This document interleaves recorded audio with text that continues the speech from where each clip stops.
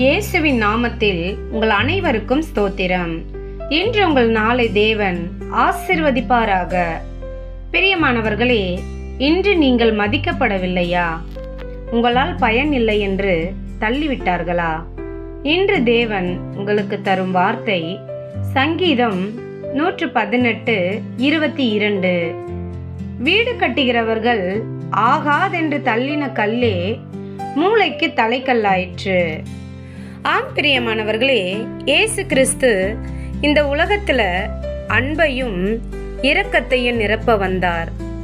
அவர் எங்கு சென்றாலும் நோயாளிகளை குணமாக்கினார், குருடர்களுக்கு பார்வை கொடுத்தார், துன்பப்பட்டவர்களின் மனதை ஆற்றினார்.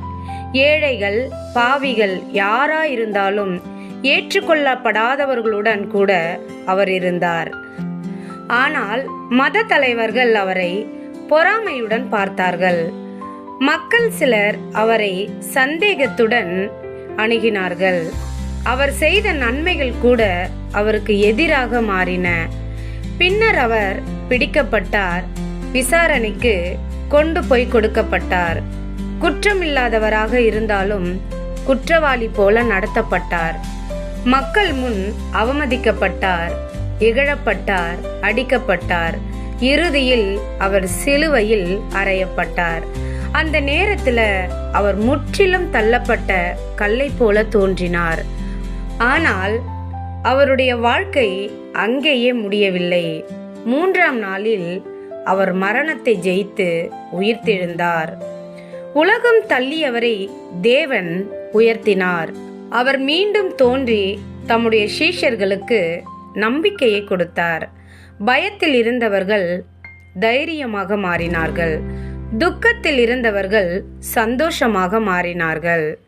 ஆம் பிரியமானவர்களே, சில நேரங்களில் நம்முடைய வாழ்க்கையில மற்றவர்கள் நம்மை பயனில்லாதவர்கள் என்று நினைத்து தள்ளிவிடும் விஷயங்கள் இருக்கலாம். நம்மை யாரும் மதிக்கவில்லை என்று, யாரும் தேவையில்லை என்று தோன்றும் தருணங்கள் வரலாம். ஆனால் தேவன் பார்க்கும் பார்வை மனிதர்களின் பார்வை அல்ல. மனிதர்கள் நிராகரிக்கும் அதையே தேவன் உயர்த்தி ஒரு மகிமையான இடத்தில் நிறுத்துவார். இன்று நீங்கள் தள்ளப்பட்ட கல்லாக இருந்தாலும் நாளை மூளைக்கல்லாக மாறுவது தேவனுடைய திட்டமாயிருக்கும். ஆகையால் மனம் தளர வேண்டாம். பிறர் சொல்வது உங்கள் மதிப்பை தீர்மானிக்காது. தேவன் உங்களை எப்படி பார்க்கிறார் என்பதுதான் முக்கியம்.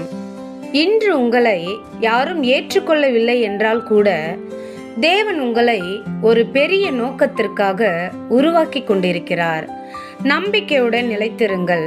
உங்கள் வாழ்க்கை வீணாய் போகாது. ஒரு நாள் நீங்கள் தள்ளப்பட்ட இடத்திலிருந்தே உயர்த்தப்படுவீர்கள். பலருக்கு அடித்தளமாக இருக்கும் ஆசீர்வாதமாக மாறுவீர்கள். ஆமென்.